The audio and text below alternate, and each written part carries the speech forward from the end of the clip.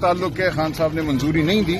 باقی جو الیکشن کے حوالے سے آج شام پولیٹیکل کمیٹی کی پھر میٹنگ ہوگی. خان صاحب نے کچھ واضح ہدایات ان ہدایات کی میں یہ نہیں کہہ رہا, ان ہدایات کی روشنی میں آج شام میٹنگ ہوگی اور اس میں فیصلہ کیا. اپوزیشن لیڈر کے بارے میں بتائیے گا ذرا کہ انہوں نے کیا نام دیا. دیکھیے ہمارا بالکل واضح موقف ہے کہ اپوزیشن لیڈر ہمارے عمر ایوب صاحب اور شبلی فراز صاحب ہی ہیں. وہ اپنے مقدمات لڑ رہے ہیں, وہ پشاور ہائی کورٹ کے سامنے ہیں. تمام قانونی جو امکانات ہیں وہ ان کو پورا کریں گے.